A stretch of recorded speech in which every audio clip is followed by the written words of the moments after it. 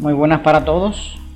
Yo soy el doctor Iván Domínguez, médico patólogo, y en esta ocasión vamos a hablar acerca de los epitelios. Los tejidos epiteliales están formados por células en íntima aposición, separadas por material escaso o ninguno, y se presentan en forma de membranas y glándulas. Las membranas están formadas por capas o láminas de células y cubren una superficie externa o revisten una superficie interna. Las glándulas se forman a partir de la superficie epitelial por evaginación hacia el tejido conectivo subyacente, y por lo regular la conexión con la superficie permanece en forma del conducto de la glándula. Estas son las glándulas exócrinas, cuya secreción pasa al exterior. En algunos casos se pierde la conexión con la superficie y la glándula secreta hacia el sistema vascular, por lo cual se llama endocrina. Todos los epitelios están sobre una lámina basal o rodeados por ella, y los separa del tejido conectivo subyacente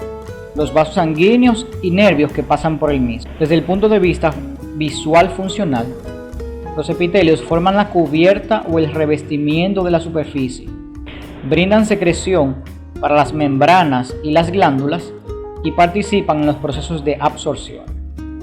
Algunas células epiteliales especiales son contráctiles, las llamadas células mioepiteliales, y las hay también sensoriales, las llamadas neuroepitelios. Con relación a los epitelios de superficie, la mayor parte de las células epiteliales están íntimamente empacadas, por lo cual tienen contorno poligonal, aunque pueden ser muy irregulares.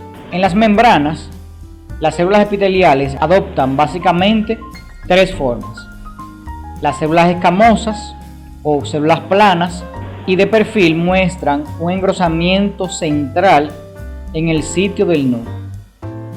Las células cúbicas guardan semejanza con un cubo, con altura y anchura aproximadamente iguales, y las células cilíndricas tienen mayor altura que anchura.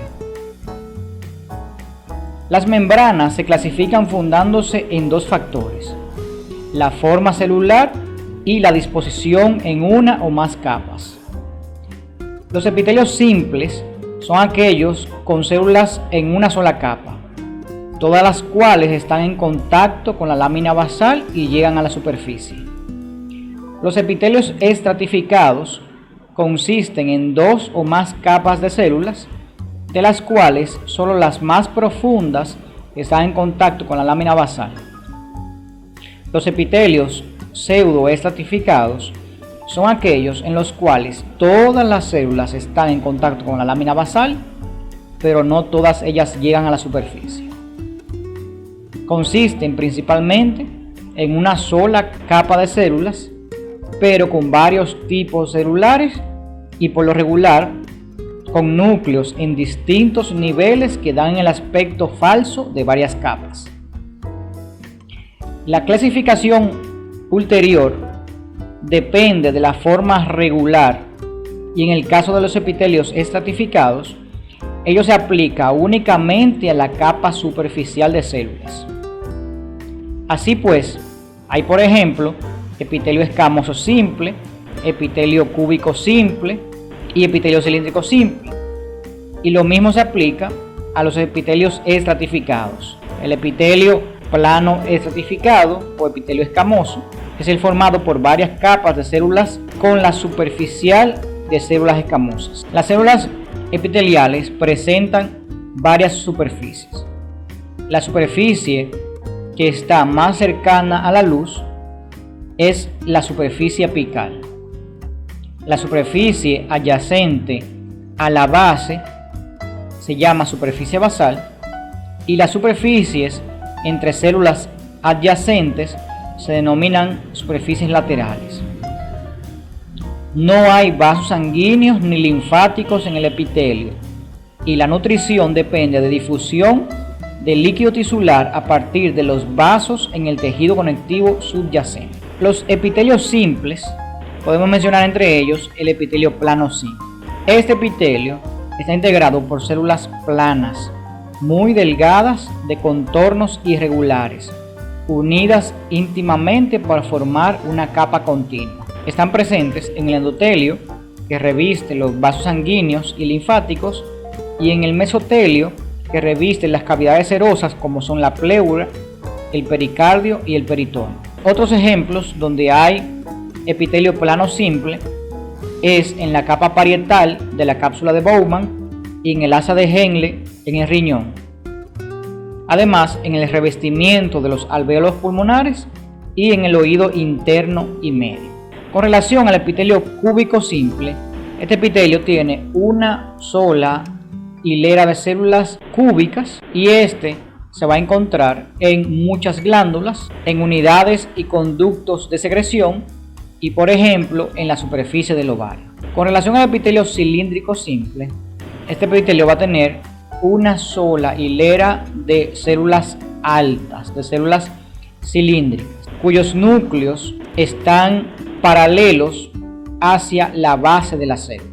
Dicho epitelio suele asociarse con secreción, absorción o ambas funciones, y por ello reviste gran parte del aparato digestivo y los conductos grandes de muchas glándulas. En dichos sitios puede haber varios tipos celulares, como por ejemplo entremezclados con células secretoras de moco de tipo caliciforme. Cada célula caliciforme conviene considerarla como una glándula unicelular. También existe un epitelio cilíndrico simple con cilios o ciliado. Este epitelio tiene aspecto idéntico al epitelio cilíndrico no ciliado, pero se observa que en la superficie libre o apical de las células está cubierta por cilios. Este tipo de epitelio recubre el útero y las trompas uterinas, los conductos eferentes de los testículos, los bronquios pulmonares pequeños y el conducto ependimario de la médula espinal. Con respecto al epitelio pseudoestratificado, este está formado por varios tipos de células con sus núcleos a distintos niveles en un corte perpendicular, lo que nos da la impresión de que la membrana está compuesta por más de una capa de células. Algunas de ellas no alcanzan la superficie, si bien todas están junto a la lámina basal. Este epitelio lo encontramos en los grandes conductos excretores de muchas glándulas y partes de la uretra masculina. También este epitelio pseudoestratificado puede ser ciliado y por lo regular con células caliciformes y reviste las grandes vías respiratorias y algunos de los conductos secretores del sistema reproductor masculino. Vamos a ver ahora los epitelios estratificados. Estos epitelios pueden soportar traumas más intensos que los epitelios simples y por ello están distribuidos en sitios expuestos a fricción y a fuerzas intensas, pero por su grosor no permiten absorción fácil. Veamos el epitelio plano estratificado. Este tipo de epitelio, con los caracteres de una membrana gruesa, solamente las células más superficiales, o sea las más apicales, son planas.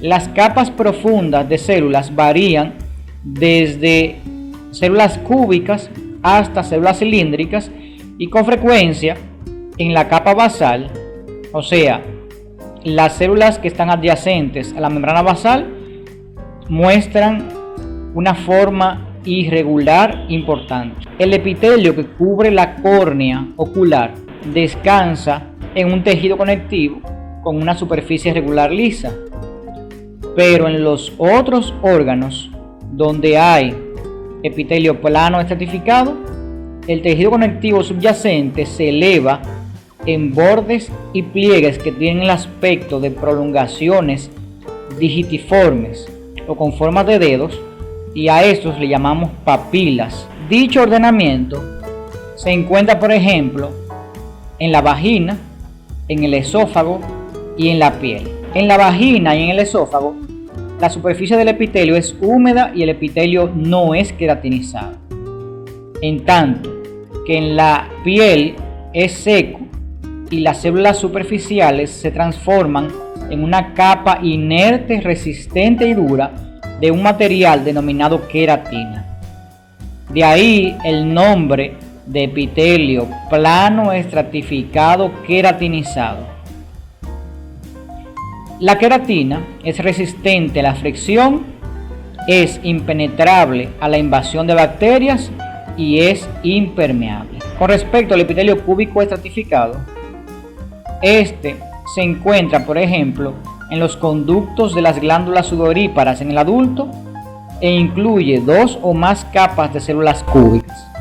Dado que este tipo de epitelio reviste un tubo, es patente que las células de las capas superficiales sean más pequeñas en el corte transversal que las de la capa basal. Hablando del epitelio cilíndrico estratificado, este se ve con poca frecuencia y por lo regular la capa o capas basales incluyen células de poca altura y solamente las de la capa superficial o apical del epitelio son de tipo cilíndrico alto.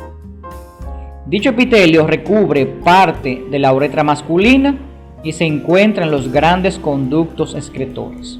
En el epitelio de transición se denomina así porque se pensó que representaba una transición entre el epitelio plano estratificado no queratinizado y el epitelio cilíndrico estratificado.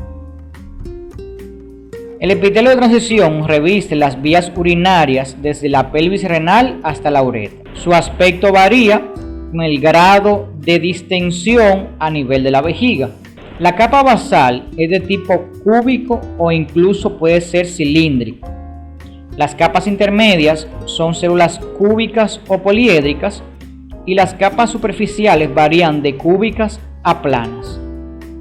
Las células superficiales que revisten un órgano que no experimente distensión tienen en forma característica un borde libre convexo y con frecuencia son binucleares. Voy a recalcar algo sobre el endotelio y el mesotelio. El endotelio reviste el interior de todos los conductos sanguíneos y linfáticos y el mesotelio es el revestimiento de las cavidades serosas del cuerpo, es decir, del pericardio, de la pleura y del peritoneo. Desde el punto de vista estructural, ambos son epitelios planos simples. Con relación a la especialización de la superficie celular en los epitelios, solamente voy a mencionar los cilios. Los cilios sobresalen de las superficies apicales de ciertas células epiteliales y pueden ser numerosos. Poseen movimiento. Cada cilio experimenta un impulso hacia adelante con un movimiento lento de recuperación. En algunos lugares, los cilios se han modificado para tener la función de receptores nerviosos, como ocurre en el ojo y en el oído interno. En otros sitios, se ha considerado que los cilios son quimiorreceptores. Otra especialización de las células epiteliales a nivel apical es el flagelo. Este lo podemos ver formando la cola del espermatozoide y también posee movimiento. Con relación al epitelio glandular, las glándulas se pueden clasificar en dos grupos principales: glándulas endócrinas y glándulas exócrinas. Una glándula exócrina vierte su secreción en un sistema de conductos que la lleva a la superficie corporal, esto es, una secreción externa. Una glándula endocrina lleva su secreción directamente a la sangre o a la linfa, o sea, que es una glándula de secreción interna, y su producto de tipo hormonal, que es transportado a todo el organismo y a los órganos efectores, donde llevará a cabo sus funciones. También podemos clasificar las glándulas de acuerdo a la cantidad de células que ellas posean.